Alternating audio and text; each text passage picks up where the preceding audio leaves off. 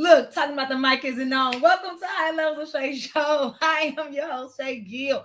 And listen, let me tell you guys, if you all did not tune into my show, you guys missed an amazing show today on Rejoice 102.3 Gospel Station. We covered so much in today's show. We talked about a ministry minutes. We went over James chapter 4. Where we were speaking about anger against thy brother and not slandering anyone's name. We went over medical moments. Now, here's the thing. For medical moments, we discussed briefly about the COVID, influenza, pneumonia season, and how you yourself can help to enhance your immune system, boost up your immune system so that you can prepare yourself for this medical season. We also went over business bonuses where we discussed just the different resources in the neighborhoods. We spoke about different organizations. I mean, the show was just beautiful. So if you were able to tune in, thank you all who watched live on TikTok backstage. Thank you all for the comments, the likes, and the shares. You guys gave great feedback on today's guest. But Kingdom Purpose Television, Kingdom Purpose Radio family, we didn't forget you right here on the High Level Shay Show because one of our guests is back. So she was our guest on today's show briefly on the radio, but now we want to just have a more in-depth conversation with her. She's a returning guest. Now, I know you guys have to remember Shayna Jenkins. You all have to remember that guest. Shayna was so just enlightening. She was highly just spirited. She was one of our guest DAG Award winning authors. And we spoke about her book, The Prettiest Woman. However, she's back again with us today to talk about her second book as a Distinguished Author Guild nominated author. Well, she's a winner, but this second book is being nominated, so we have that award show coming up in November. I myself will be at the award show for my nominated book, 16 Secrets of Self-Actualization. I have seen Shayna in real life and on social media, and I can tell you guys right now, she is just a breath of fresh air to follow in both. So, without further ado, we're going to bring to the stage our guest, Shayna Jenkins. So, stay tuned and get ready for Shayna after this musical break.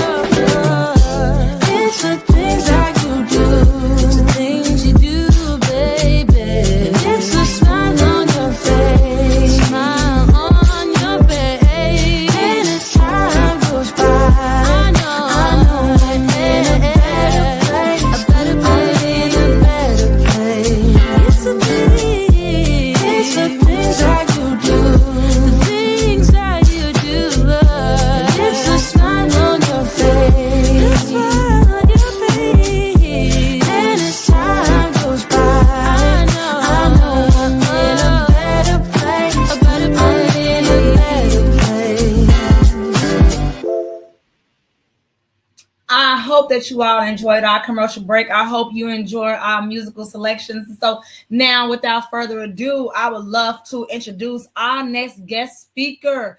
Our special guest today again is Shayna Jenkins, award-winning author, DAG Award-nominated author. She is the founder and CEO of Stiletto Inc. She has her own interior design company that I want you guys to really check it out because she's very, very, very creative and she can take any budget and make it just look luxurious and spectacular. She's also the CEO and founder of the Prettiest Little Woman Ministry, Inc. So without further ado, I welcome our special guest today, Miss Shayna Jenkins. Welcome to the studio. Hey, Shay, thanks for having me back. Hey, you are welcome. Thank you, Shayna. Okay, Shayna, welcome back here. So our guest is my team is already familiar with you. My platform is already familiar with you. You're like family to us. So for those who don't know you, please explain to them who you are.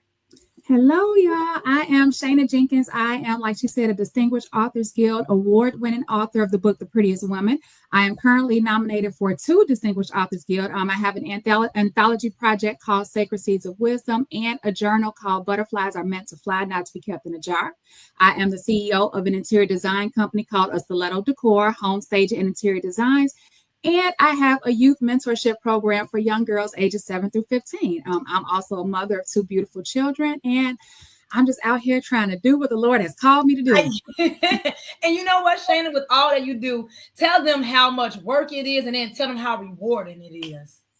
It is a lot of work. And sometimes, I'm a firm believer the work is not always, physical. The work is behind the scenes, praying, talking to God, making sure that you're in his will, doing what he's called you to do. But it's a lot of work, how they say no days off. You got to put the time in, but I'm like, it's very rewarding. I feel like the most rewarding part for me is being able to do what I love to do on my own term and on my own time. No shade to anybody who goes to work or punches a clock 9 to 5, but for some people like me, I'm so creative. Like I felt like I was being kept in a jar, which is why I wrote the journal, Butterflies Are Not Meant to Fly, Not to Be Kept in a Jar. Because sometimes I just want to do what I want to do and how I want to do it. God has given me an idea, and that's the reward of it all, just being free to just do what he called us to do on our own terms and times, and leaving time for our family and our other passions. You know what? And I want to just jump right into that, because I know the last time you was here, we talked about the Prettiest Woman, your book. Mm-hmm. So we spoke about The Prettiest Woman, where we tackled self-esteem, self-worth, and stepping outside of who society's told you that you are, and be who God's called you to be. I thought that was a very great book for you to write, but then you went on to further write other books. And so I want to talk about what you just said. Butterflies are meant to be free.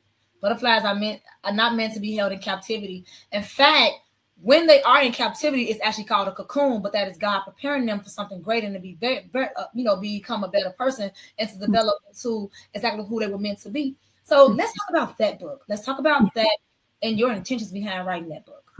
Yeah, so Butterflies Are Meant to Fly, Not to Be Kept in a Jar. It's an interactive journal, and similar to like what I did in The Prettiest Woman, I really take my personal experiences and I document how I use the word of God to move me in faith into what he's called me to be. And so I was working at a company, and I've been there for 2 years. And, sometimes you work for a company and we may feel like we're ready to move up, so we're seeking other opportunities, but they're like, you're not ready. And I'm like, I know I'm ready for something different. Like maybe it may not be specifically what you all have in mind, but I know I'm ready to move from the position I am in. And, there was like, you're not ready. And the district manager referred to me as a butterfly. And he was saying that he was trying to get me to rise to a certain place in his company for his company. And I was just like, I don't think that's the right move. And so I prayed about it. I sat on it. I fasted. And I just asked God, what am I supposed to be doing? And the situation got so uncomfortable, like a cocoon. Like I started to feel smothered. I just started to feel like I wasn't being allowed to like grow or even transform. And so I stepped out on faith. I resigned from the company, and life has just been moving ever since. And so I talk about the scriptures that say what is it that God put inside of you that you're called to do, or what that you're called to be, but for some reason you feel stifled or you feel stuck, and just how to move into like that next season. And that's absolutely, I completely agree with you 100%. So you said something here. You said that he had visions to you. He had you essentially, where he saw you elevated, and when he saw you elevated, as if he created you to work specifically for him, right? Exactly. So for those women and men who are stuck in a 9 to 5, and they feel like they are working towards this arbitrary goal with these arbitrary numbers, trying to meet some type of corporate standard, but they feel stagnant. Could you tell our listeners, what could you tell those men and women who are going through what you're going through? Could you tell them how you had to, I don't want to say the word overcome it, but how did you gain the strength to say, I deserve better than this? I don't have to wait for his approval. I don't have to wait for him to say that I'm qualified. I no longer have to wait for him to give me the okay for me to rise up. where in your belly did you find that courage? Sitting with God. Like I know I say it all the time so much that it may even sound cliche, but really start to sit with God and even just ask yourself, first of all, if are you doing what you love to do? Because there are people who work jobs that absolutely love what they do. Like you're a registered nurse, and there are people who are fulfilling their purpose by serving other people in their 9 to 5. So if it's doing that for you, then by all means stick with it. But if you are in a place where you don't even know for sure if you love what you do, you're probably just good at it because you've been with it for so long, but you still feel like something's missing. And then when you try to, have a conversation with higher ups and say, like, I'm ready for something new. What can you give me? Or what can you help me with? And they're like, I can't, but your bills are coming and, just things are happening in life, you got to really sit down and ask God, like, is this really what I'm supposed to be doing? Is this what you really have for me? And I can guarantee you, if you've even had that unction of a thought of a feeling, it's probably not what God has for you. So you really need to get in tune and just ask him, like what it was. And to be honest, it could have been a situation where maybe they were going to promote me within the next week or month or whatever, had I chosen to stay around. But I know I've been in that position for 2 years. And what you're paying me is still leaving me on the struggle bus, and I'm giving you all my time and all my energy, and I'm still, barely making ends meet. And so I'm like, God, has got to be something more, and that's just it. Ask God, what am I supposed to be doing? If there's something that you absolutely love to do, then ask God, how can you capitalize off of that? Because at that point, not only are you getting your needs met and your bills paid, but you are happy, you are fulfilled. You feel like your time on earth is not being wasted. Time is limited, life is short. And you don't want to leave here, with your obituary saying, oh, she worked for X number of years, unhappily at wherever she worked at, type of thing. Yes. So, and I just believe that wholeheartedly. Like, God has so much more for us, and we really have to be intentional about tapping into what that is so we can make sure that our purpose is fulfilled. Time is the one thing that we spend so frivolously, but we don't know how much we have left in the bank. Yes. We don't take. I had a guest today on my show, Black Ice, and he and I spoke exactly about that. What he was able to be very transparent about, what he revealed and became so open to discussing right there on the radio, was he lost his 13-year-old son to cancer. And so we went into depth about time and how time is precious, and we really take advantage of the time and the people and the opportunities that we have and that we are faced with. Many people, God will show them a sign and God will give them an opportunity. They're praying for that out. They're really praying for, God, I just want you to show me a sign. God, I need a blessing. And then he does. And they say, I'm scared. I'm nervous. Not right now, God. Not right now. Wait a minute. This is too fast. I prayed for it, but that was 2 days ago. You made it happen way too fast. I'm afraid. And they think that they have time. And they have this opportunity again. Now, of course, with faith with God, you can do anything. And if it's meant to be, God will see it fit that it is for you and that it will happen. However, what would you say to that person that did ask God to move them out of that position? They did ask God to show them signs, and he did, but then they was too afraid to move. What would you say to that person? What would I say? I would say, go back and, sit again, ask God, to give you the courage, start praying for strength, start fasting and praying, start getting with believers who believe the same thing that you believe so they can encourage you. I talk a lot about, in my journey and stepping out into, I refer to it as stepping out into the boat. So you talk about, I don't have the exact scripture right now, but when Peter was in the boat with the disciples and, God said, step out on the water, like, come to me. And as long as he kept his eyes on Jesus, he was able to walk on water. But as soon as he started like looking at the naysayers, the bill collecting and, all of that stuff, like he began to drown. So I'm like, if this is something that you really want to do, you really are intentional about leaving a legacy for your family, about just, building your name or even making God's name great, you have to just really tap in and take the courage and step out on the boat and know that as long as you keep your eyes focused on Jesus, like he got you. It'll be a year in October that I haven't been working. It hasn't been a little bit hard, yes, but I've also known the times that it's the hardest were the days that I'm not focused on God. The days where I'm like, okay, I got to do this myself, or I got to do this, or I got to do that. And God is like, that was not the instruction. That's not what I told you to do. I told you to follow me, look at me, keep your eyes on me. And those days, like I'm coasting.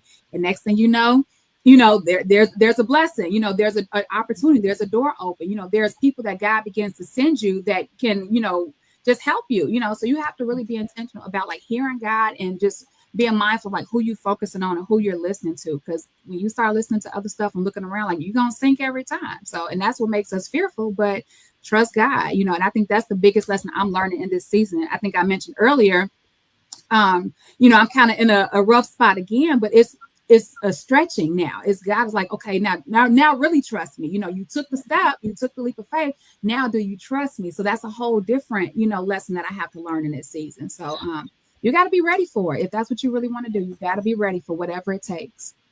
You have to be ready for it. What about self-esteem? Can you talk about, just because we go to God and we read our word and we are in our Bible and we have faith, but what about that inner demon, the bigger demon that we're battling? That demon that tells us that we're not enough. That demon that tells us that we're worthless. That demon that tells you that you are inadequate and you can't accomplish this and that's too big for you to dream. And what are you doing?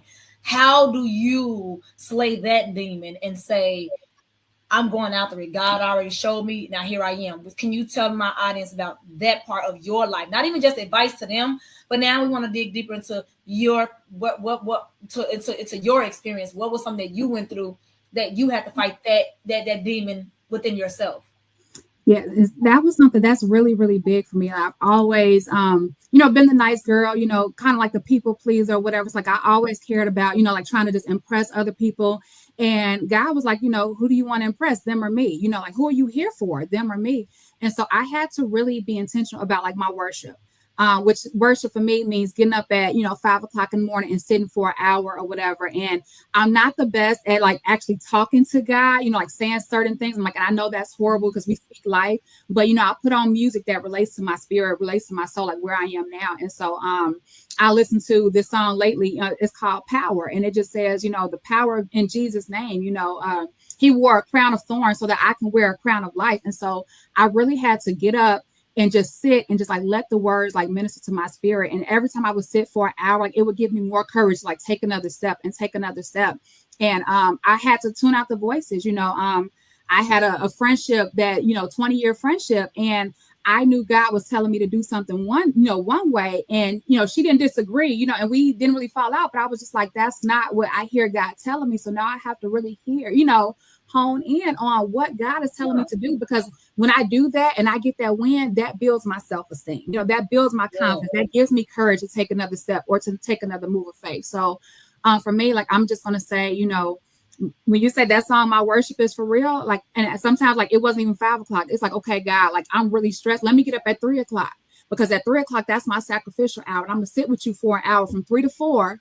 And I'm going to just try to let you, you know, minister to my soul, you know, lay on my face, like whatever that looks like. So worship is really important. And I feel like the days that I did that, even if he didn't speak to me right in that moment, when it's time to get up and start my day, if I get in the shower, like he giving me ideas. I told my friend out there, I'm like, I need to put a dry erase board in my shower because he's speaking. Like it just starts to come out of me. And so, you know, I really worship. Right?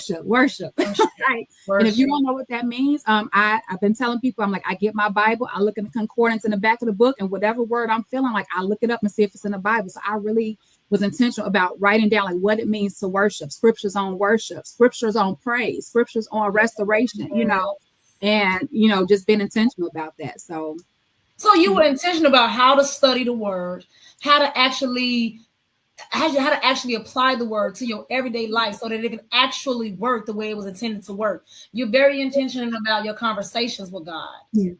Yes. And I'm going to tell you why, because I couldn't go back. When I think about my journey forward and where I'm going and what my alternative is, like going back, staying in a place that I was before, unhappiness, bitterness, depression, I'm like, all right, well, I can't do that no more. I have to move forward. I have to be intentional about moving forward because I can't go back. You can't go back. It's like you've already been there. You know what to expect. You know what's back there. You don't know what's ahead of you, but you do, if that makes sense. You dream it. You see where God is taking you. You can see the vision, but you don't know what it's going to take to get there. You don't know what obstacles are in your way. You don't know what trials are going to be hit with. You don't know what tests are going to be. You know how he's going to test your faith. You don't know those things, but you do know that if you quit, what you're going backwards to.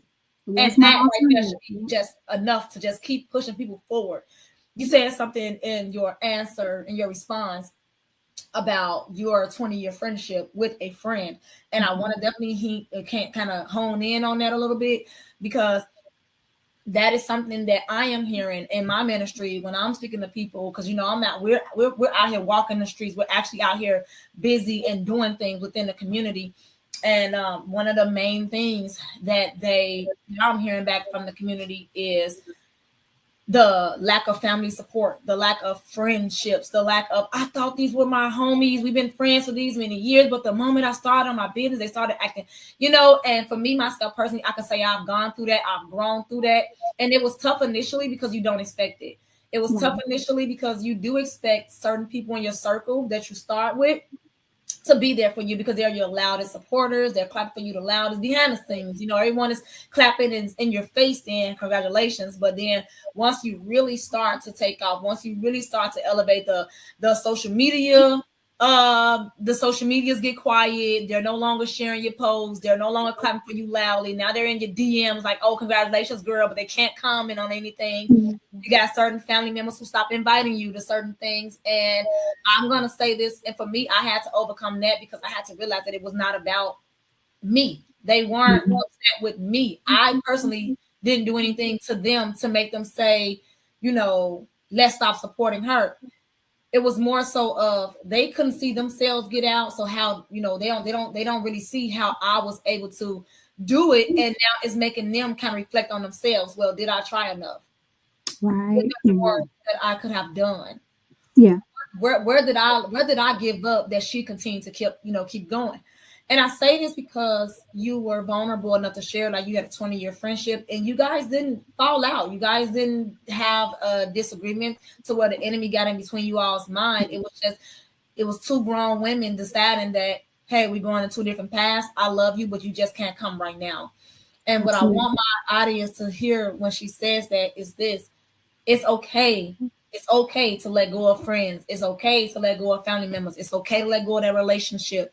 It's okay to let go of that job. It's okay to let go and continue to move forward. It's okay. Because when God called you, he called you. He didn't call you and 16 of your friends. He called you. And if they do exactly what God told them to do, and if they tap into who they truly are, they'll meet you at the kingdom. Trust me, they'll be there. Yeah. So let this be some type of encouragement, a form of encouragement for you if you're listening to Shayna as she's speaking and telling her story. Really, really, really hone in on what she's saying. It's not lonely. I have to tell someone that it's not lonely because God put the right people in place that you need to make sure that you're successful in your journey. So it's not lonely. It's just it's not the same circle you thought that you would be at that level with, but it's the circle that you need to be at that level with, so that you all together collectively could withstand the battles that are coming ahead of you. And I think that once our audience have a really true understanding of that, that's one less demon they have to battle with. That's one less demon they have to fight, thinking that, oh, I'm having all these adversaries coming my way now. Once what was once a family or a friend is now a nemesis. No, it's not that. Don't allow the enemy to use you. Right. Allow the enemy to look at them as enemies or nemesis or adversaries. They're none of that. You are a disciple. You are a child of God. God has a calling on your life, and keep moving forward. And if it is meant to be, they'll meet you at the top. They'll meet you at the top.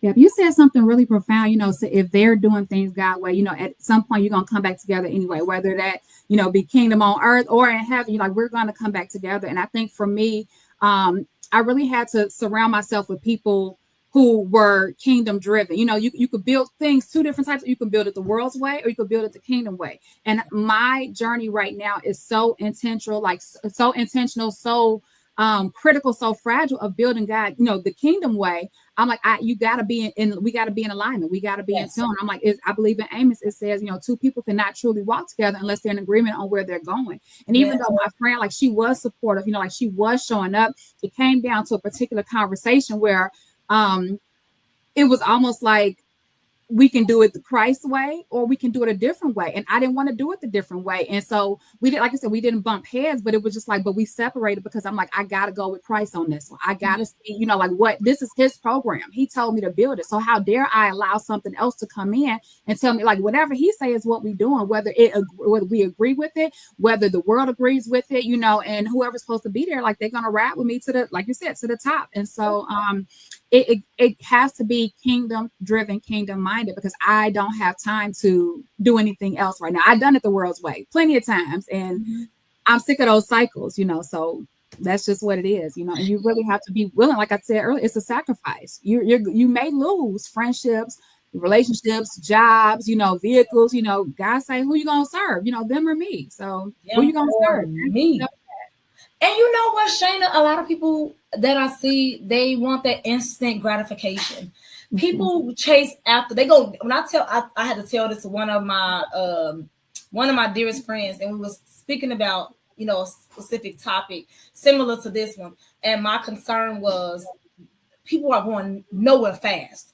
Today's society are going nowhere fast. Yes. It's like everyone they portray these certain lives on social media, but in reality, they struggling harder than hard. But on social media, you wouldn't know it because they just look like they have it all together. And I'm not saying that in a way where you can't be happy about life, you're struggling. I'm meaning like full blown. You would think they live in a totally different life, but it's complete opposite.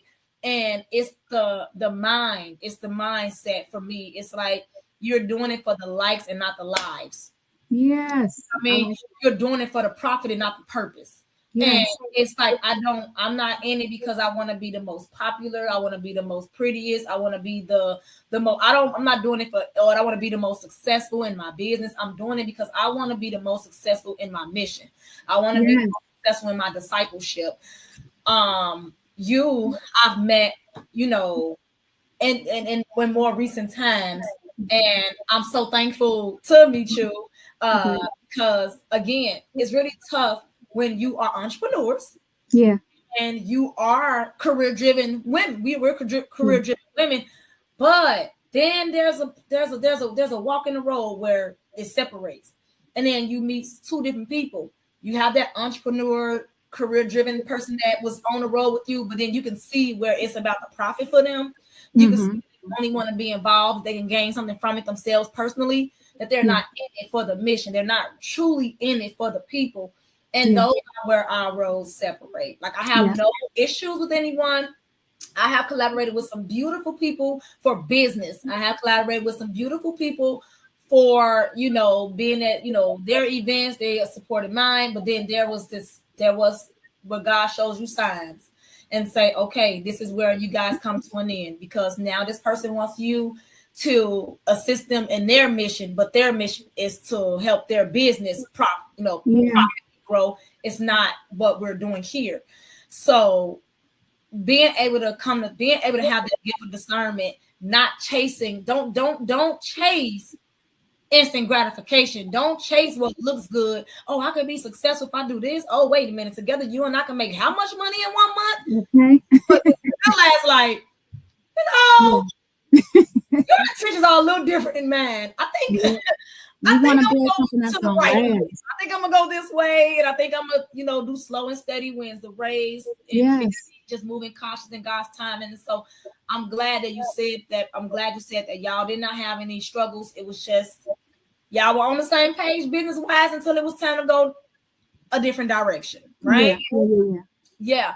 So now I'm glad to see that you went out on faith. I'm glad to see that you have that strong gift of discernment, and I'm proud to just see you actually being open about how God is using you, how God is guiding you, how you are being obedient in your steps, because a lot of people are not as open to say that. They say it behind the scenes to me quietly, but then they have a microphone or they have an opportunity where they're able to speak so highly about the greatness of God, and then they shy away, and then they make it all about them. I did this. I accomplished this. I did this. It's like, no, you did not. So you're just so humble in your walk. It is just so beautiful, Shayna, and I'm so proud of you for doing that. Like, seriously. Thank you. Seriously. So right now, like you said, you're going through your storms, right? Yes. However, you have your umbrella, you have your rain boots, you are ready. You have your. We're trucking it. Listen, we're trucking it. You are marching right. Yes. Tell me, what is it you are marching towards? What do you feel like God is leading you towards now, and what's giving you that strength to keep going?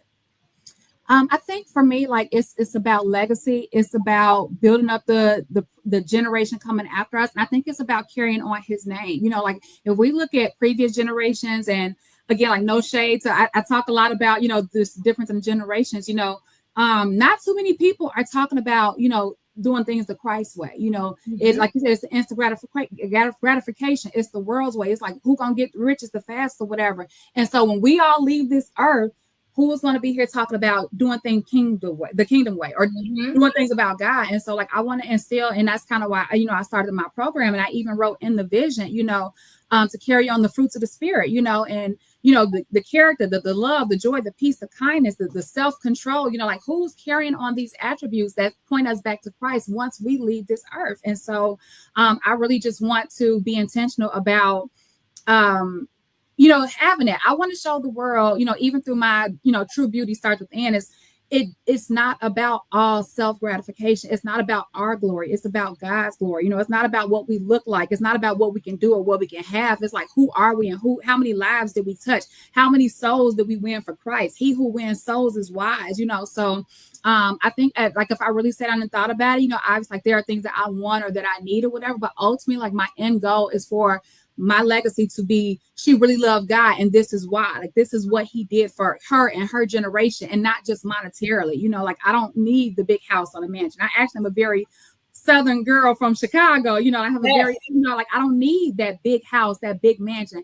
I need to be in peace and to instill peace into people really know who, like, Jesus Christ is and who he was, what he stood for and what he meant. People will say, oh, Christians are this or Christian. I'm like, that's because you really don't know who Christ is. He wasn't perfect, well, he was perfect, whatever. He's not calling us to be perfect, but he's calling us to just to minister, to encourage people to just like know who God is, and not this God or that God, the one true God, like to be right within and to instill that in other people. So I really want people to see my life and be like, okay, like, I'm gonna try it that way. I'm gonna try Jesus. I really believe that.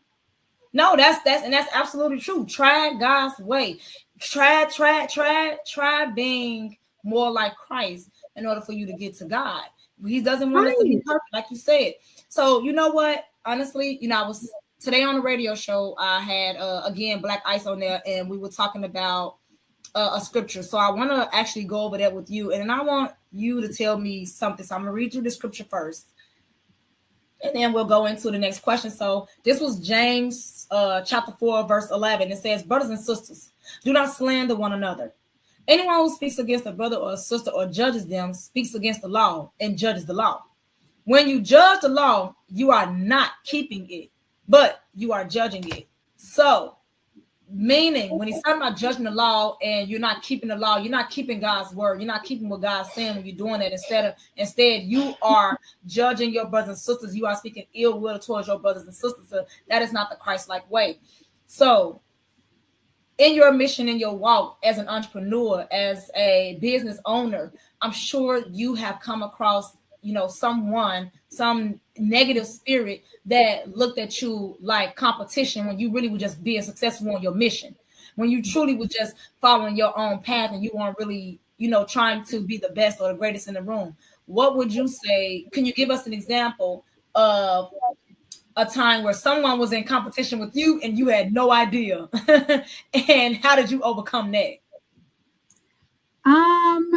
We can go back to my previous job or whatever, and even with the lady who they ended up promoting the position that I initially applied for, but I didn't get the position because I knew God didn't have it for me.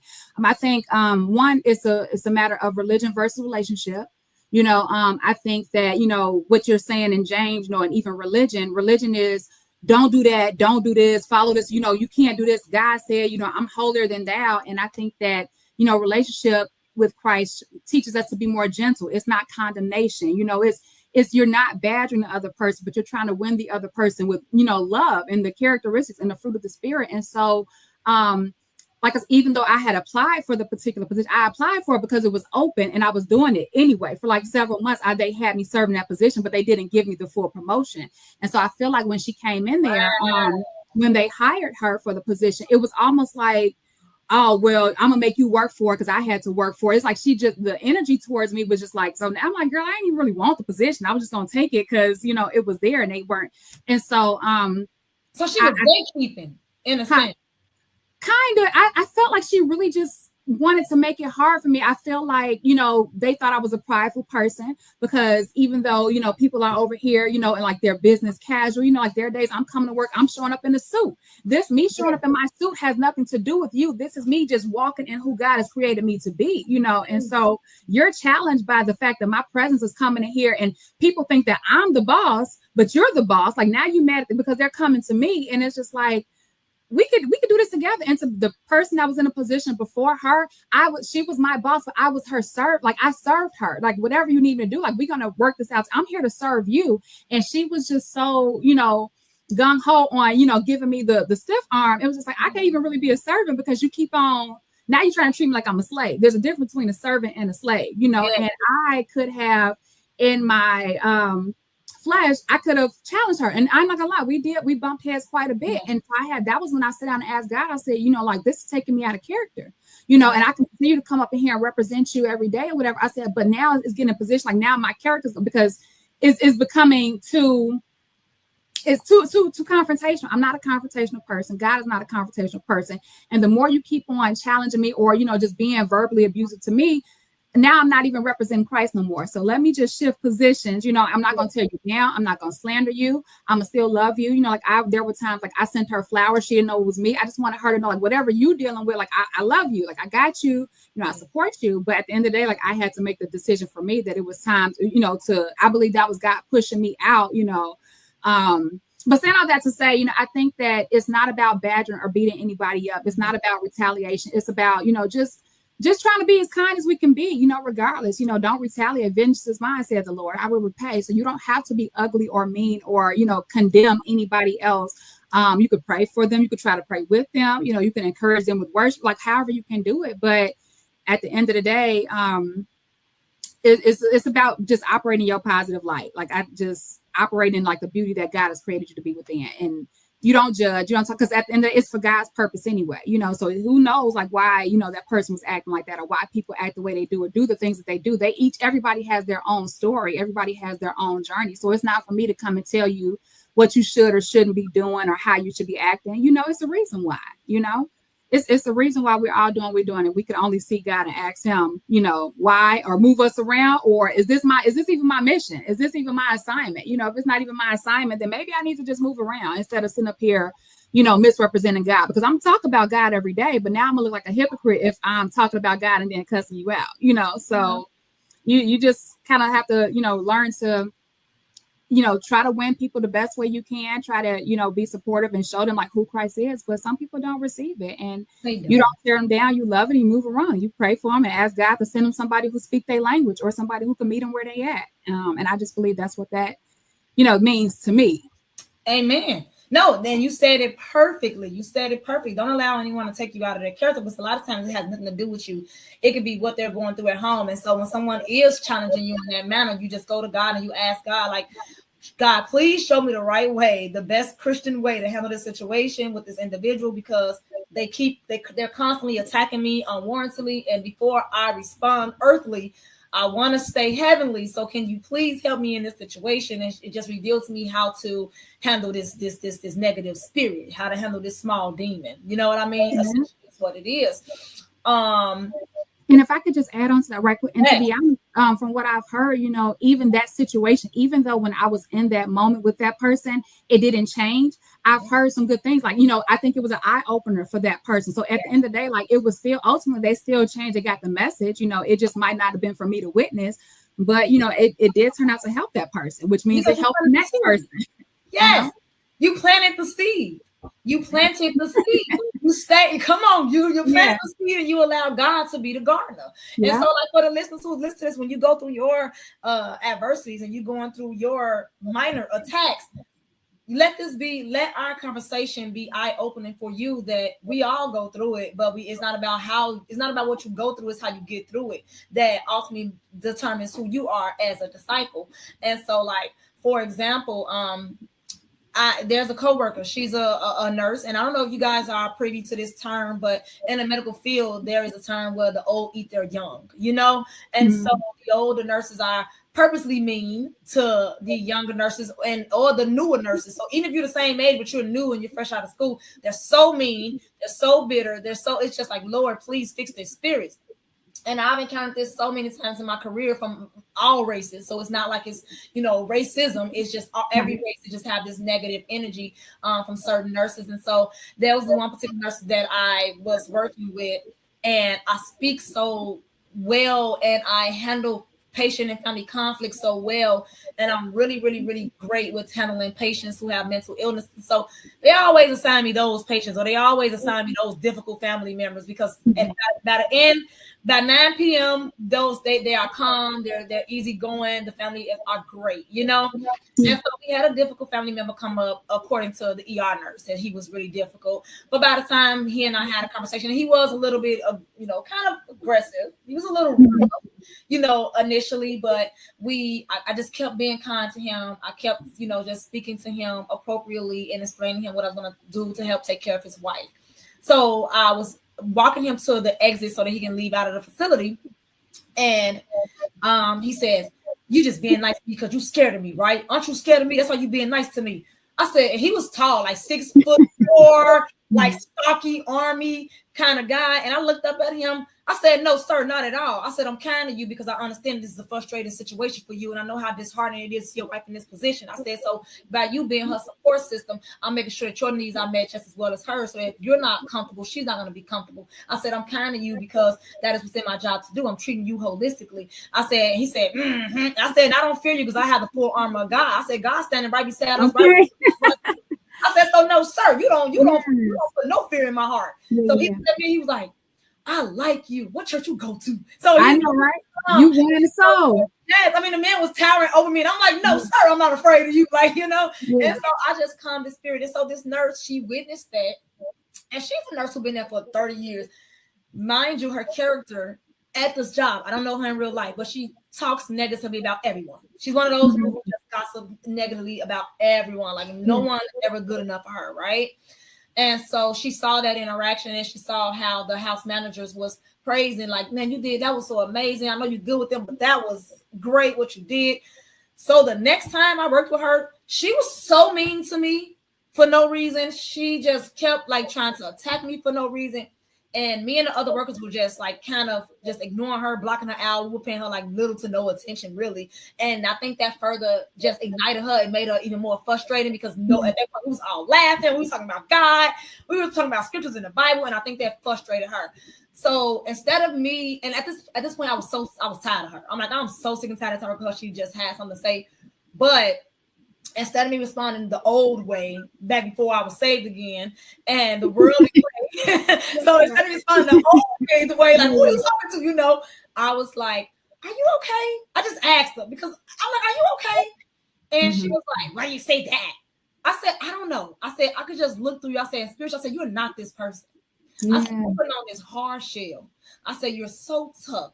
And I said, "But I really know that it's genuine to protect the person that's really internally inside of you." I said, "I don't know what struggles you've overcame." I said, "I don't know what kind of attacks you're dealing with in your personal life." I said, "But it doesn't cost you anything to just be nice and want to be a better person." I said, "But something else is going on deep inside of you." And I said, "I just want you to know that you are my sister and I am praying for you. I'm not your."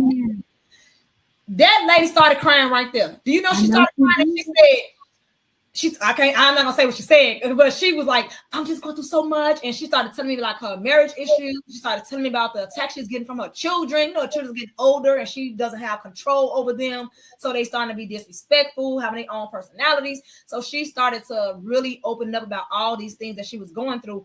And my spirit just felt for her at that moment. I said, "This is why you're so controlling and so drill sergeant you get here, because you have no control at home. Your children do what they want to do.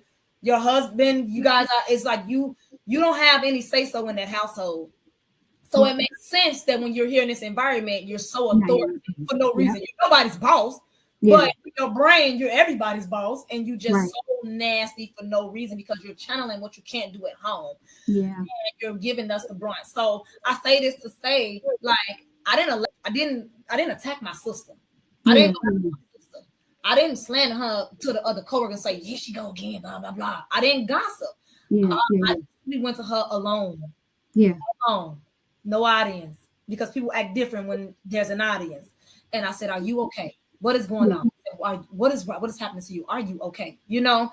So hope that, you know, people could hear this conversation with us and they can know how to better handle attacks, because what you're saying, Shayna, I didn't have this model. I had to learn it. And Yeah. what I'm saying, I didn't have this model. You know, we had to learn it on the go. And so hopefully this is impactful enough for people to just want to lead in this direction, lead more so towards Christ, more with love and not slander, Yes. and not heinous attacks. Don't do the devil's work towards your sisters and brothers. You know, help pull them up like Shayna's doing. Shayna, your ministry, your books, let's talk about it, because you have that the prettiest little women in prettiest little women ministry Inc. Yeah. Sorry, it's been a long day. No, that's okay. I get it. You have been running all day. Running all day. Yeah. But so I definitely want to get into that again, because what you're doing in Chicago right now, what you're doing for the community is just amazing.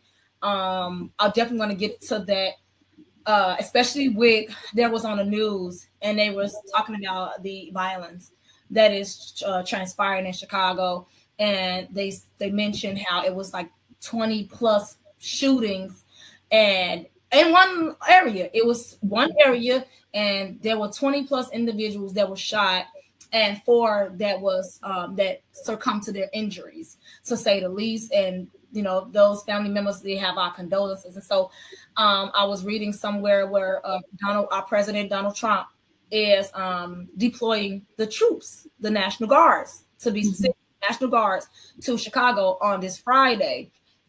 So he's doing it for protection of our community. What do you think about that?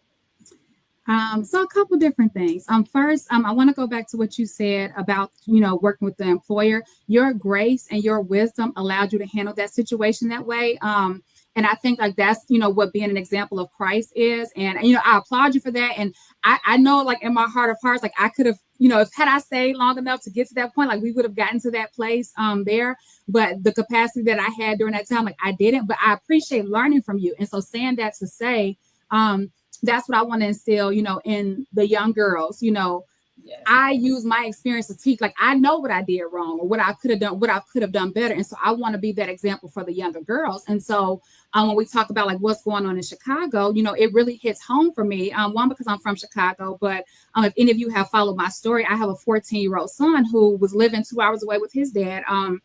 Just because that's what works. And now they're back in Chicago, in the area, in the heat of, you know, everything that's going on, you know, with the violence. And I feel like as a mentor and as a role model, you know, we have to be the change that we want to see. And so we have to instill different types of, you know, boundaries and rules, right, whatever, into the kids, like they're not going out and doing all these senseless things and, you know, hurting people. And, you know, sometimes the kids, they just need people to look up to. They need somebody to just take hold of them and say, you know, you don't have to do it this way. It's another way, instead of always condemning and criticizing, you know, and, you know, tearing them down. You know, they don't need to be beat up on. You know, they need somebody that's going to be willing to reach down and help them or whatever. And so as far as the National Guard, do I think it's a little extreme? Possibly. But then when you say you got 20 killings or whatever, it's like, well, we're not doing the work, you know, as far as like, you know, reaching back, you know, at the end of the day, we don't want to be bothered. You know, we got enough stress in our lives or whatever. So we just let the kids go do whatever they want to do. And then we want to be mad at them and judge them. So it's like we are almost leaving it into Donald Trump's hands to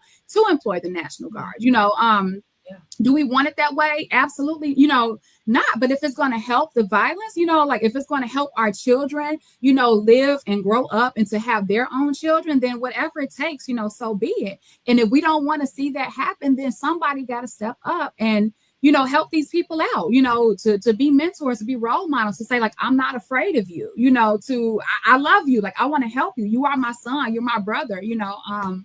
So like I said, do I want to see it? You know, no, but if that's what it's going to take to stop it, because I want like not only kids to live, like I want my son to live, you know, I want my baby to grow up and have a life. So if that's what we got to do and nobody else is willing to take on the burden or whatever it is to, you know, teach these kids a different direction, then so be it, you know. And I'm not a political person, you know, I'm not all into, you know, I'm not into it like that, but so be it, because I don't want to see it. And it could be a little bit exaggerated, 20, but then it's a very possible chance that it's not exaggerated at all. It happens. The media does have a way of focusing on, like, it was so much other stuff going on in Chicago this weekend. Why did y'all choose to focus on the 20 possible shootings or whatever? It's because there's, I do believe there's an agenda, but at the same time, like, if that's what it's going to take and nobody else is willing to do it, at least you could say you got to see your baby grow up, Amazing. I mean, yeah, the propaganda in the media is like at an all-time high. But again, like you said, I think that what we have fallen short as a community, not our generation, but 2 generations and 3 generations behind us, was they took their hands off of the community.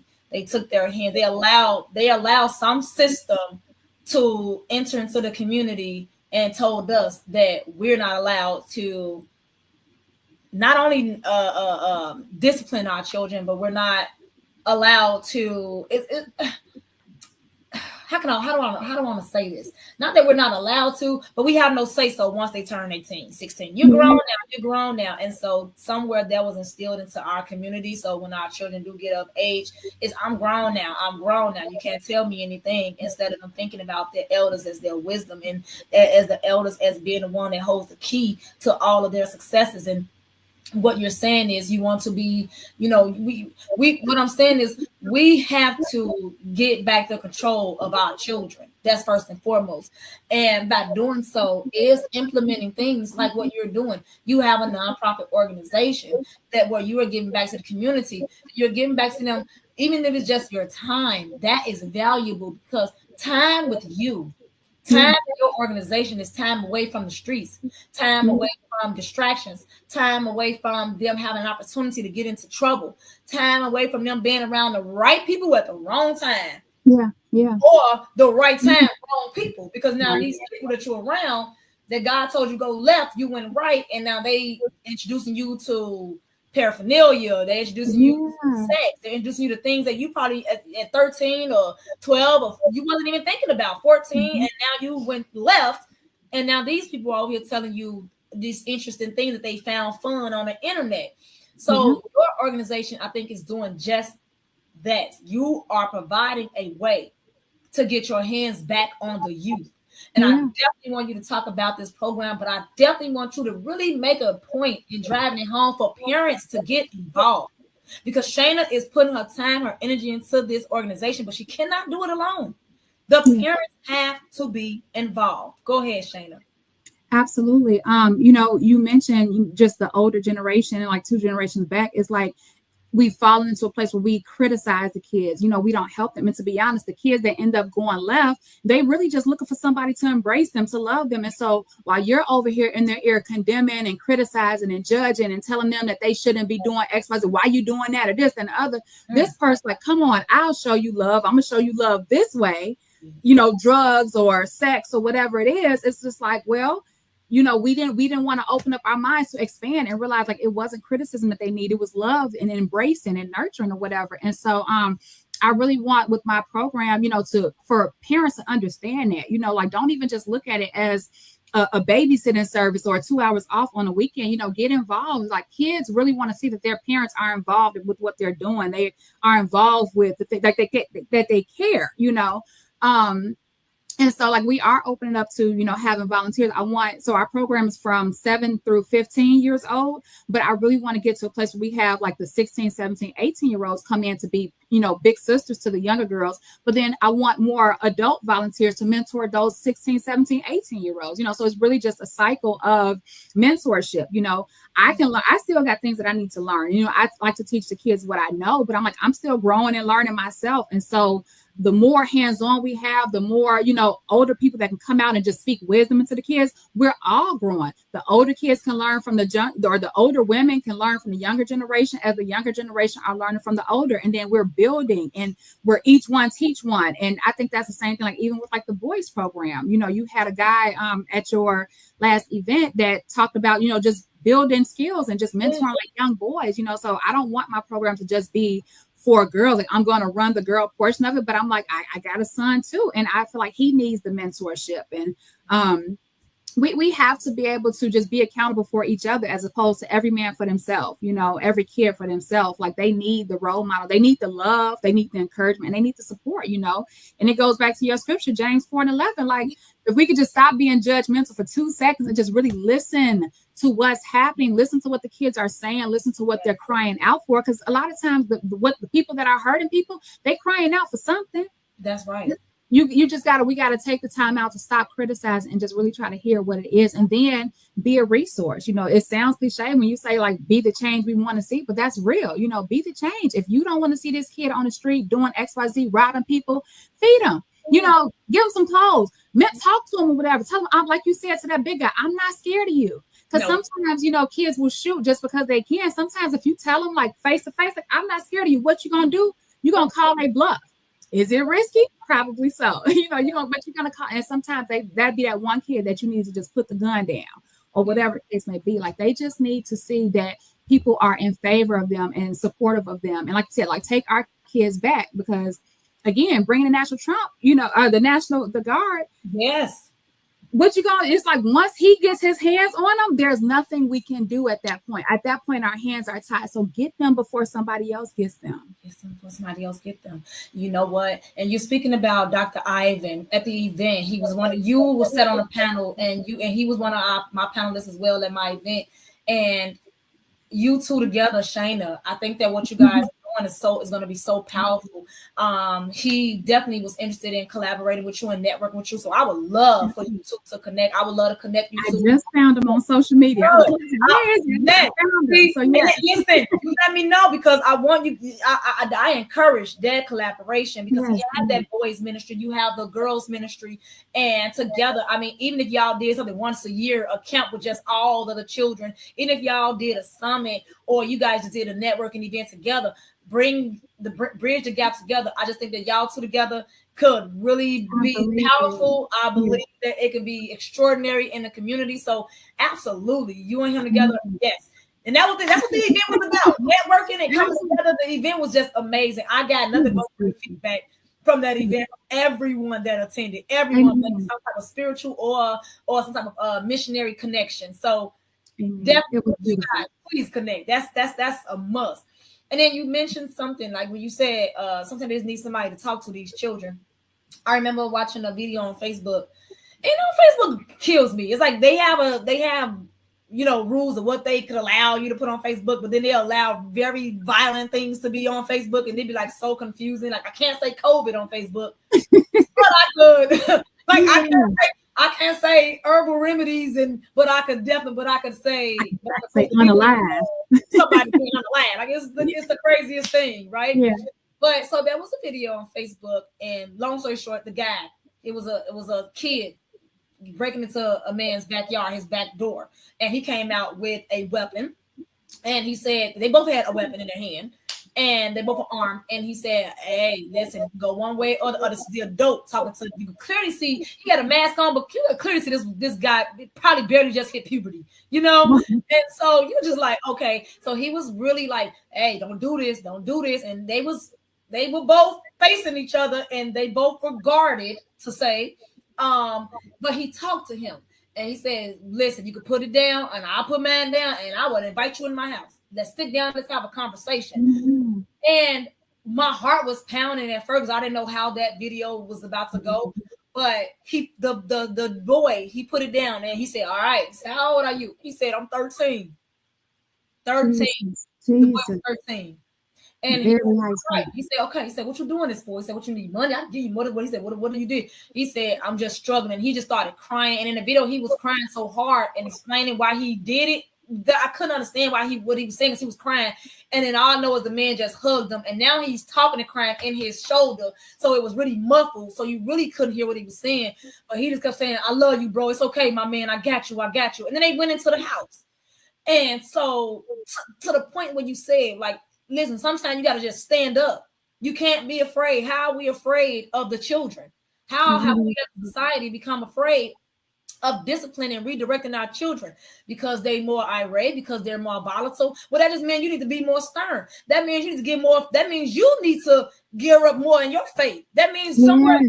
that means somewhere your sword isn't sharp enough. If you're afraid of a teenager sword, something isn't right here Yeah, as a yeah, community, you know?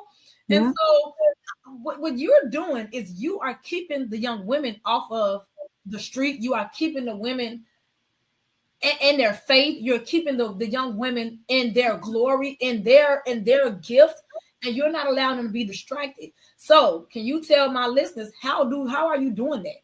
What are you doing? What are you offering?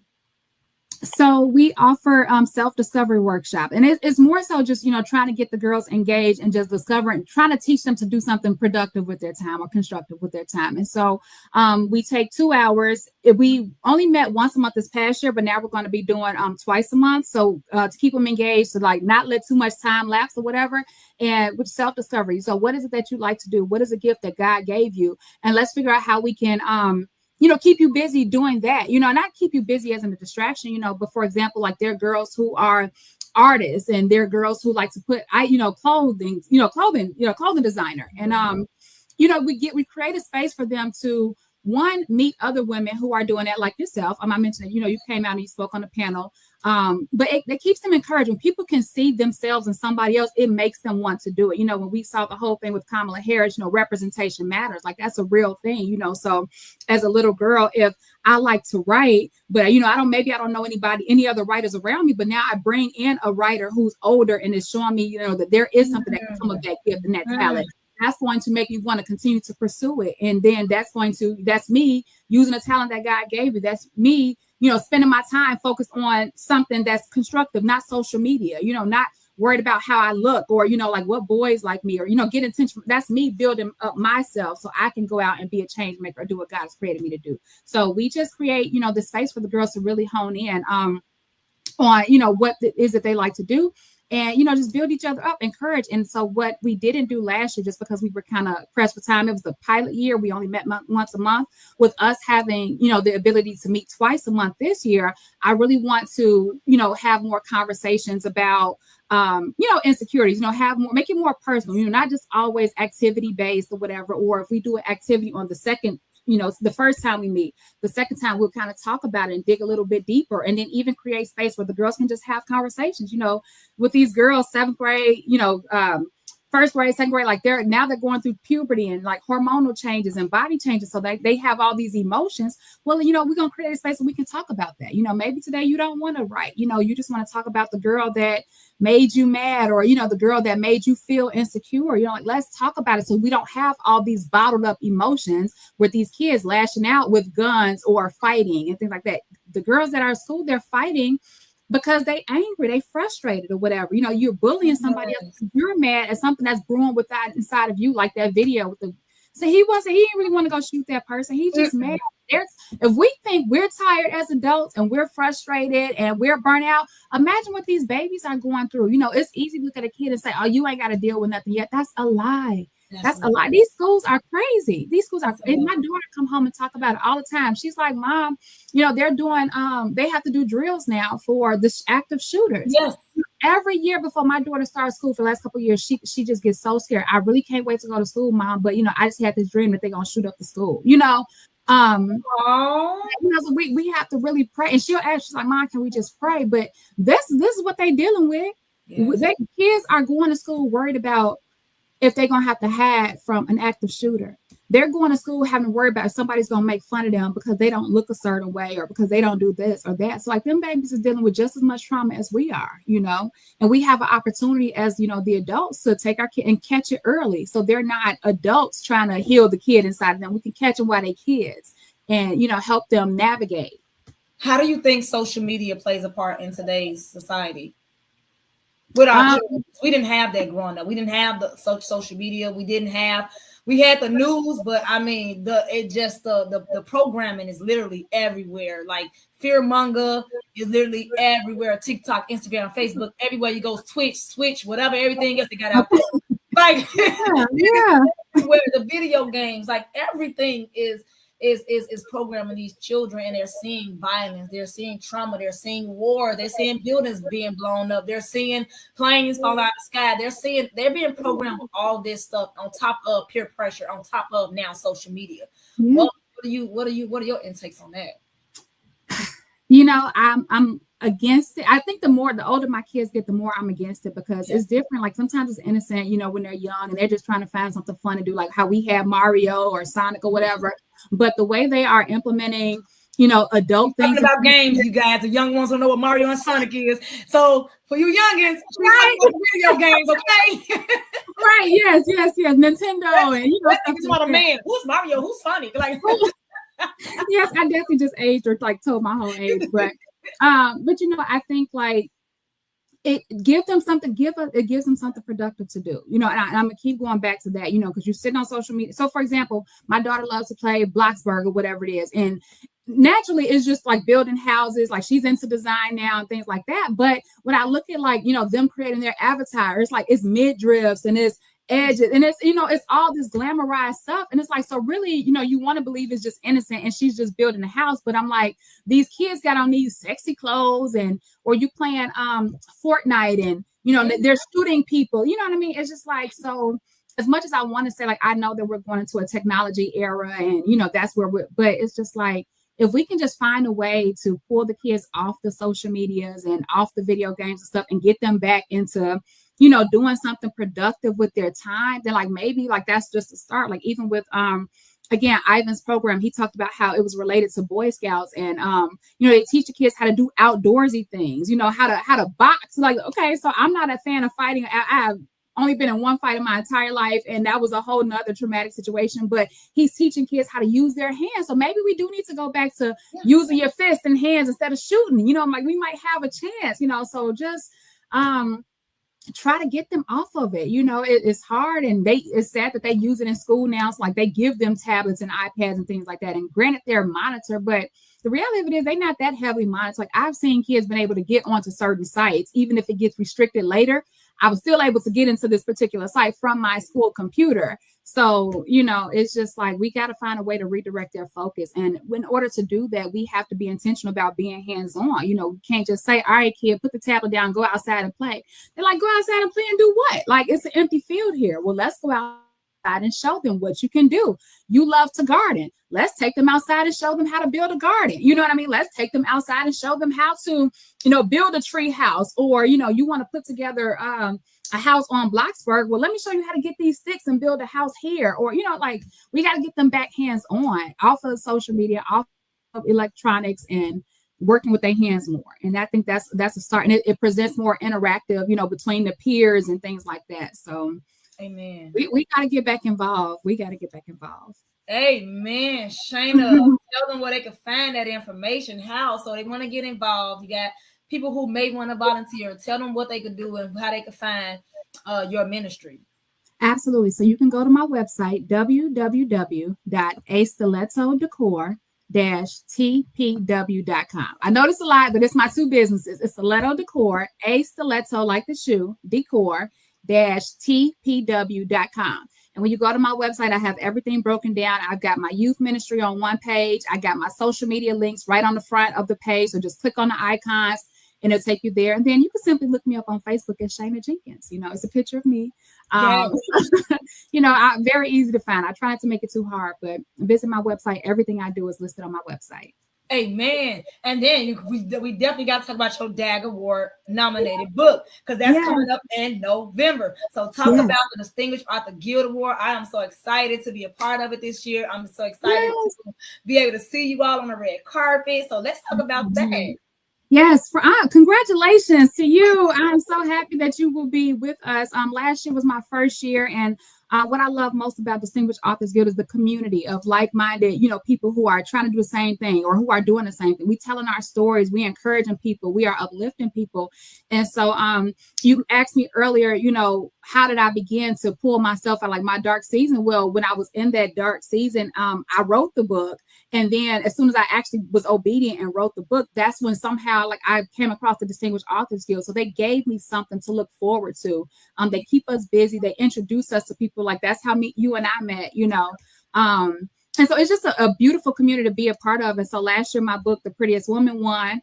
This year, I'm up for 2 nominations for my journal, Butterflies Are Meant to Fly. And then Dr. Carolyn Stevens invited me to be a part of an anthology project, Sacred Seeds of Wisdom, things every Black and brown woman needs to know.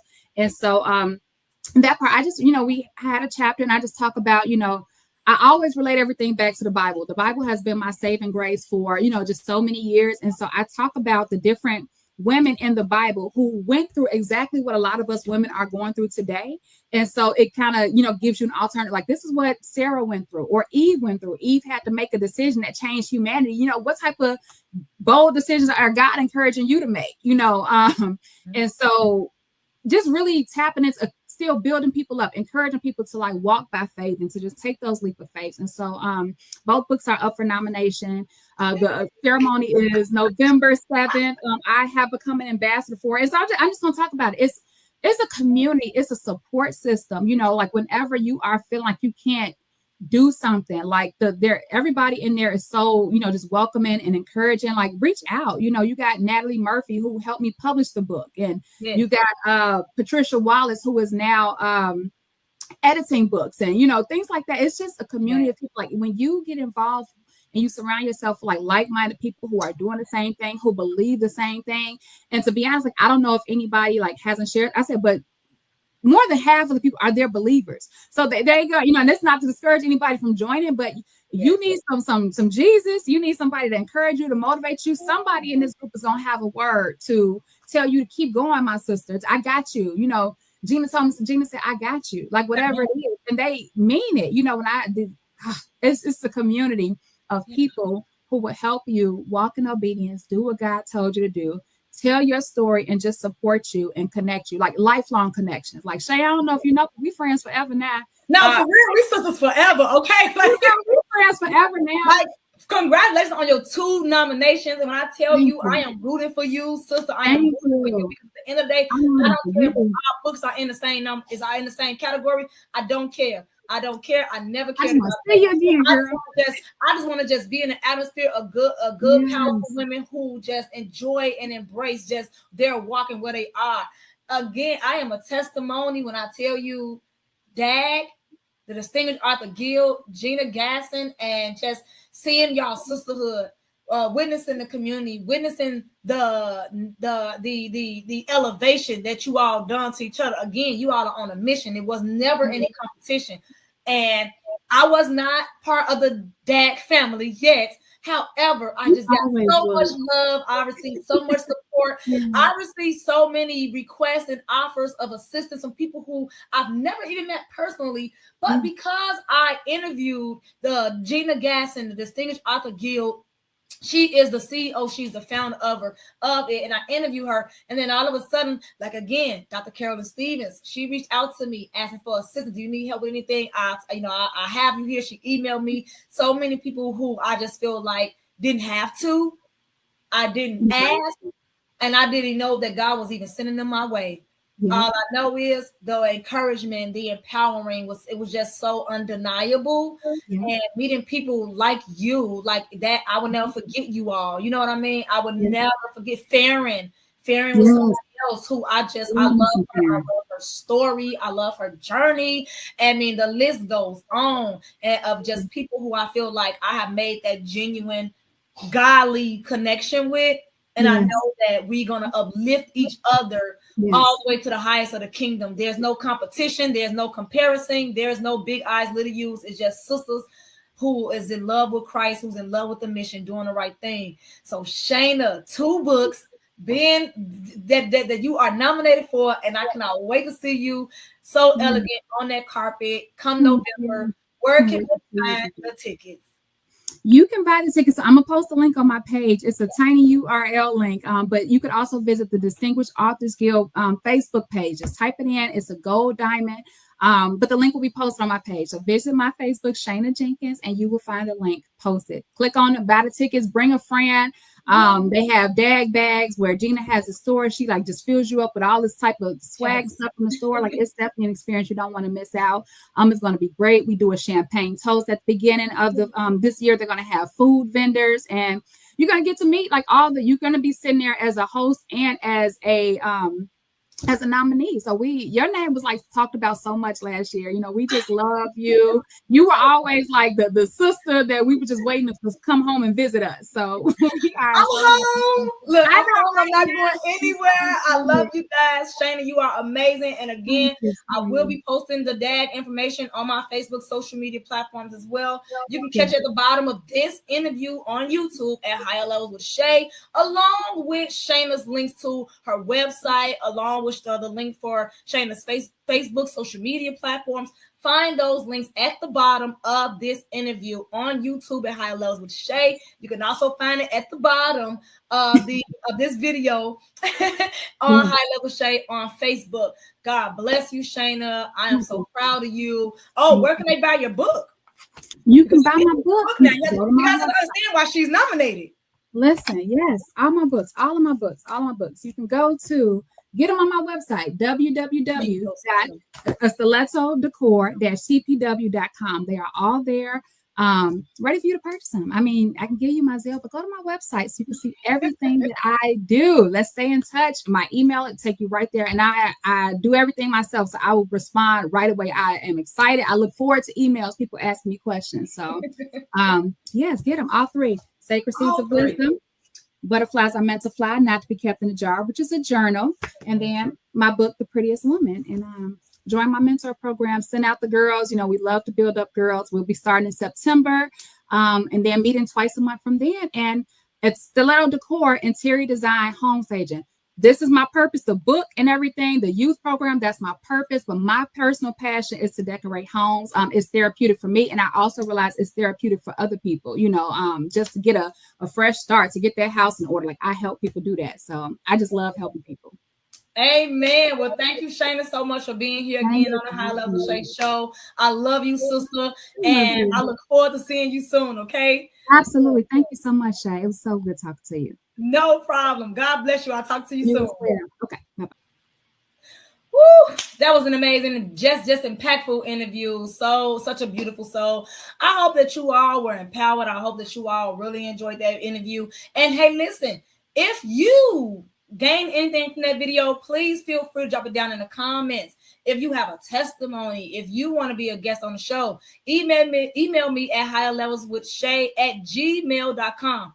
That is higherlevelswithshay@gmail.com. Again, I am also on the radio. So if you're looking for advertisement or you're looking to sponsor, please be very, very, very comfortable with emailing me at higherlevelswithshay@gmail.com, and we'll be happy to have you as long as your business aligns with our policy, morals, and values. We would love to have you a part of our platform family. Okay, so you want to discuss your business, you want to sponsor the radio show, you want to sponsor the podcast, or if you just want to be a guest speaker and you want to have the opportunity to highlight what you're doing in the community, email us at higherlevelshay@gmail.com. Also, what I would like to do is if you have a story or if you know someone who has a story that is just, I mean, it was so pivotal and it was something they did to give back to the community and you want to honor them and you want us to recognize them on the show, well, yes, I definitely highlight them on the show and talk about what they've done for the community. I want you guys to also email us at higherlevelshay@gmail.com. There is something that we're going to be starting on every fourth Monday where we have a segment what we like to call sowing your seed. Sowing your seed. So when we do that segment, we're going to highlight one person who is doing something amazing in the community. They're going to give us their Cash App or, Zelle information. And if you feel it in your heart after hearing their story to donate a seed, to pour in a blessing, be a blessing to others, then you yourself can do that. If you yourself want to nominate yourself to be chosen for that person who's going to be receiving those awards or those blessings, email us at higherlevelswithshay@gmail.com. This has been an amazing day. If you've missed my interview with one of the guy is a national award-winning poet, Black Ice. We had him in the studio today. You can find that interview on YouTube at Higher Levels with Shay. Join us on TikTok, High Levels with Shay, where we go live backstage in the radio. So while we're on the radio, we're backstage, we're commenting with one another, we're engaging one another. So you can call into the studio, or you can join us on TikTok at High Levels with Shay. I'll be live on TikTok tonight, where we will be going over influenza, pneumonia, this flu and cold season that we're entering into with these new strands of all of these viruses, how you can help keep your body safe, how you can help keep your body healthy, and herbal remedies, real strong herbal remedies, and that you can use and incorporate into your diet to help extend your body of those viruses so that you're not down for too long. Also, we're going to be talking about how you can prepare those herbal remedies into a tea. I'll give you the instructions on how to prepare them into a tea and make your own teas. Help heal yourself. God bless you all, and thank y'all for tuning in. This has been an amazing show right here on the Higher Levels with Shay show. I am your host, Shay Gill. Catch me on Kingdom Purpose Television, Kingdom Purpose Radio, Monday through Friday from 12 p.m. to 2 p.m. Central Standard Time. And you can also catch me on Mondays, Aubrey Joyce 102.3. Mondays from 10 a.m. to 11:30 a.m. We talk about ministry minutes, medical moments, business bonuses, and I give you all the hot topics, news, and more. God bless you all. Have a great night on purpose. I wanna be with you always, 'cause that is what my heart says. That's what my heart says. I wanna